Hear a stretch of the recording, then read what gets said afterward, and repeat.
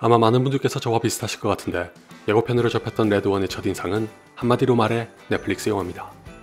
B급 감성의 냄새가 물씬 풍기는 와중에 액션과 코미디가 섞인 것 때문인지 지금까지 넷플릭스에서 흔하게 볼 수 있었던 영화들이 자연스레 떠오르지 않나요? 제가 넷플릭스에 길들여져서 그런 걸 수도 있지만 개인적으로 가장 좋아하는 캐릭터 중 하나인 캡틴 아메리카를 연기한 크리스 에반스까지 나오는 레드원은 이상할 정도로 굳이 극장에서 봐야 할지 의구심이 강했습니다. 주변 극장의 상영 시간표를 보고 비단 저만 그런 게 아니란 것도 알 수 있었으나 차마 청사를 먼저 볼 순 없어서 무거운 발걸음으로 레드원을 보러 갔다가 역시나 우리가 얼마든지 예상할 수 있었던 결과를 안고 돌아왔습니다. 다들 아시다시피 바야흐로 OTT 시대가 되면서 이런 영화들의 위치가 진짜 애매합니다. 예전 같으면 그래도 보자는 쪽으로 금세 마음이 기울었을 영화를 두고 지금은 단지 돈이 아까울 것 같으면서도 기다리는 건 또 싫어서 고민하게 됩니다.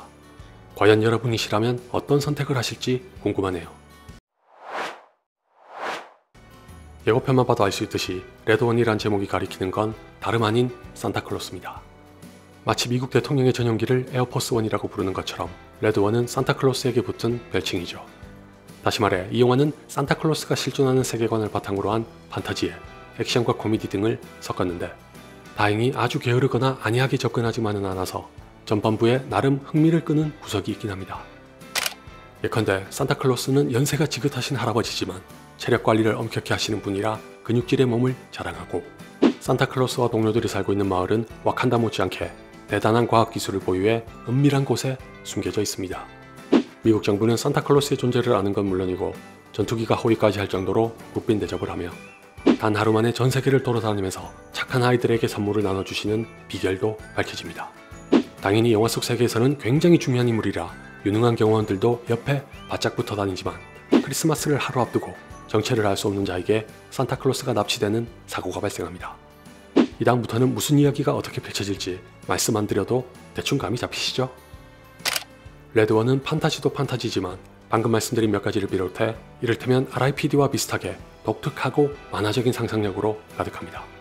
이게 누군가에게는 호불호가 갈리는 기준점으로 작용할 수도 있으나 저한테는 이 영화의 가장 큰 장점입니다. 제 예상을 빗나가서 RIPD와는 다르게 원작이 따로 있는 것도 아니면서 눈길을 끄는 포인트가 많았거든요. 비록 전에 본 적 없는 참신함까지는 아니더라도 막말로 진보할 대로 진보할 수 있는 크리스마스 영화에 새로운 활기를 불어넣는 장치로는 꽤 그럴듯합니다. 더 솔직하게 말씀드리면 제가 레드원을 두고 재미가 있는 것도 아니고 없는 것도 아닌 애매한 영화라고 판단하게끔 만든 결정적인 요인인데 만약 그런 눈요기마저 없었더라면 아마존 활명수와 전혀 다를 바 없이 심드렁하게 보고 나왔을 게 틀림없습니다. 무엇보다도 산타클로스를 재해석한 영화는 덜어 있었어도 레드원은 판타지와 SF를 적당하게 버무려서 희한한 캐릭터와 세계관을 창조한 노력만큼은 박수를 보냅니다. 이런 배경이 뒷받침됐기 때문에 액션과 코미디가 살 수 있었다는 건 두말할 나위도 없죠. 아울러 이 영화에는 산타클로스와 크람푸스가 모두 등장한다는 것도 재밌습니다. 크람푸스는 유럽의 설화나 전설에 나오는 괴물로 산타클로스와는 정반대로 나쁜 짓을 한 아이들을 회초리 등으로 벌하는 존재입니다. 친근하고 푸근한 이미지의 산타클로스와 달리 동화에는 사파조차 넣기 힘들 만큼 흉악하게 생겼고 그 바람에 동명의 공포영화가 제작된 것도 전혀 어색하지 않습니다. 레드원에는 이 크람푸스가 익히 잘 알려진 모습으로 나타나 중요한 역할을 하는 데다가 저는 들어본 적 없는 설정도 갖춰서 이런저런 재미와 크리스마스의 의미를 더합니다.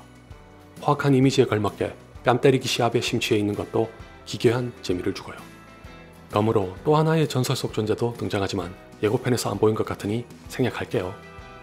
다만 이 캐릭터가 가진 야심에 비해 정작 활약과 존재감은 미약해 크람푸스에도 미치지 못한다는 게 이 영화의 적지 않은 결점이 됩니다.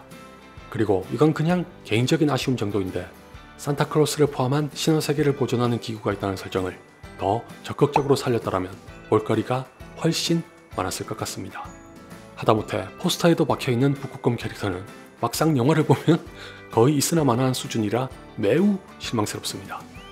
귀여운 곰돌이가 난동 부리는 걸 잔뜩 기대했는데 말이죠.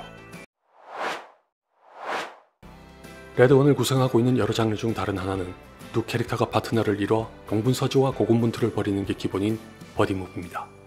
크리스 에반스가 연기한 잭은 어렸을 때부터 산타클로스 따위는 없다고 확신했던 냉소적인 성격인데 어른이 된 지금은 자신의 아들에게조차 무심하고 마땅한 직업도 없이 도박이나 하는 한량입니다. 대신에 자신이 갖고 있던 특출한 재능으로 누군가에게 제공했던 정보가 산타클로스를 납치할 수 있도록 도움골이 됩니다. 드웨인 존슨이 연기한 칼은 수백 년 동안 산타클로스를 지키던 경호원으로 납치된 산타클로스의 행방을 쫓다가 잭을 찾아냅니다. 두 사람은 첫 만남 때부터 서로에게 감정이 좋지 않았으나 어쩔 수 없이 파트너를 잃어 활동한다는 건 뭐 뻔하디 뻔한 버디무비의 공식이죠. 잭은 워낙 시시껄렁한 인간인 반면 칼은 매사에 진중한 타입이라 불협화음이 발생하다가 끝내는 화합하게 된다는 것 역시 누구나 예상할 수 있습니다. 다만 그 과정을 얼마나 맛깔나게 보여주는지에 따라 영화의 성패가 달렸다고 해도 과언이 아닌데 유감스럽게도 레드원에서 가장 아쉽고 심심한 파트가 바로 이겁니다. 배우와 캐릭터만 보더라도 크리스 에반스는 색다른 이미지로 변신해 거의 뭐 양아치에 가까운 인간을 연기하기라도 했지 드웨인 존슨은 늘 보던 그 맛 그대로입니다. 참 이상하게도 이 배우는 본인의 의지인 건지 항상 거기서 거기인 캐릭터만 연기하는 것 같네요. 게다가 버디무비답게 잭과 칼은 다르면서도 비슷하게 염세적인 사고에 젖어 있습니다. 말씀드렸다시피 잭은 애초에 그런 성격으로 자라 별 볼 일 없는 인간이 됐다면 칼은 오랜 시간 동안 일하면서 인간에 대한 희망과 긍정 같은 게 사라져 환멸에 빠졌습니다. 그게 갈수록 심해지는 바람에 산타클로스의 만류도 부딪히고 퇴사하려던 중에 이 사건으로 인해 가뜩이나 엮이고 싶지 않았던 부류의 인간인 잭과 파트너가 되고 그렇게 만난 두 사람이 산타클로스를 구해내는 과정에서 화합하고 깨달음을 얻게 됩니다. 물론 이 깨달음이란 건 매우 당연하게도 크리스마스에 되새길 법한 정신을 담고 있죠. 솔직하게 말씀드리겠습니다.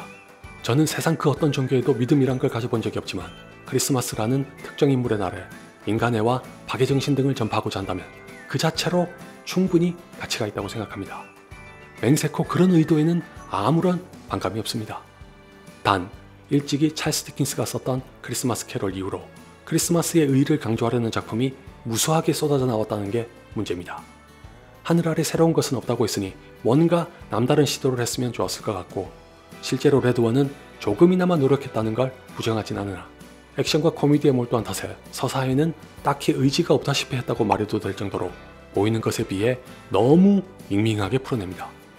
페이스를 조절하려는 건지 중간중간 잭과 칼의 잔잔한 대화를 통해 이 영화의 메시지를 설교하는 건 도리어 역효과가 나서 맥이 끊어지는 데다가 두 캐릭터와 더불어 악역까지 하나로 이어지는 소재는 꽤 그럴듯한 모양새와 잠재력을 갖췄으면서도 제대로 발휘하지 못합니다. 곳곳에서 톡톡 튀는 아이디어로 눈과 귀를 즐겁게 해준 건 고마운데 아무래도 영화는 이야기를 완전히 빼놓고 논할 순 없어서 아쉽네요. 그럼에도 불구하고 크리스마스를 앞두고 레드원 같은 영화가 한 편 개봉하는 건 언제든지 환영합니다. 아주 만족스럽진 않지만 이 정도의 완성도를 갖춘 가족영화라도 하나 있다면 훈훈한 연말을 맞이하는데 도움이 될 수 있을 테니까요. 근데 왜 정작 크리스마스 시즌에 개봉을 안 하고 심지어 우리나라에서는 일주일이나 먼저 개봉한 건지 의문입니다. 설마 무파사에 쫄아서 피한 건가?